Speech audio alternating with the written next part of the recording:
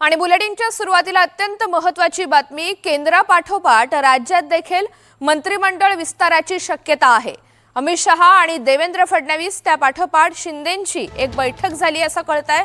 त्यामुळे केंद्रापाठोपाठ आता राज्यातही मंत्रिमंडळाचा विस्तार होऊ शकतो।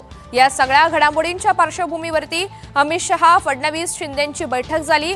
सुमार कामगिरी असलेल्या मंत्र्यांचा पत्ता कट होण्याची शक्यता आहे। या सगळ्या संदर्भात माहिती जाणून घेऊयात। प्राजक्ता पोळ आपल्या सोबत आहेत। प्राजक्ता, नेमक्या काय घडामोडी सुरू आहेत?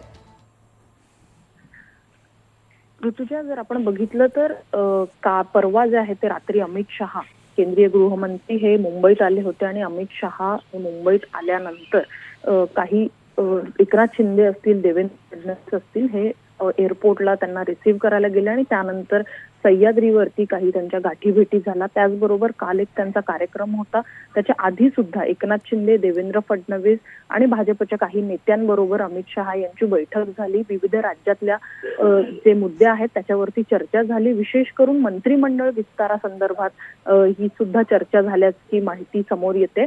केंद्राचा जो विस्तार आहे, केंद्राचा विस्तार झाल्यानंतर राज्यामध्ये हा मंत्रिमंडळाचा विस्तार होण्याची शक्यता वर्तवली जात होती, परंतु आता या संदर्भात आता 1-1.5 वर्षानंतर खांदेपालट होणार असं सांगितलं जात आहे। ज्या मंत्र्यांची कामगिरी सुमार आहे किंवा जे मंत्री त्यांनी 1.5 वर्ष आता त्यांचं काम बघून त्याच्यानंतर नवीन चेहऱ्यांना संधी जी आहे ती दिली जाणार असल्याची सुद्धा माहिती जी आहे ती समोर येते। त्यामुळे आता मंत्रिमंडळ विस्तार लवकरच होईल। त्याचबरोबर 15 ऑगस्ट पर्यंत सुद्धा पालकमंत्री पदाची सुद्धा एक प्रकारे ज्या पालकमंत्री राहिलेले आहेत त्यांची सुद्धा नियुक्ती केली जाईल असं सुद्धा सांगितलं जाते।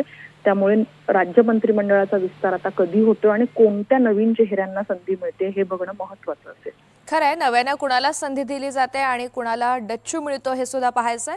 प्राजक्ता, धन्यवाद सविस्तर माहितीसाठी।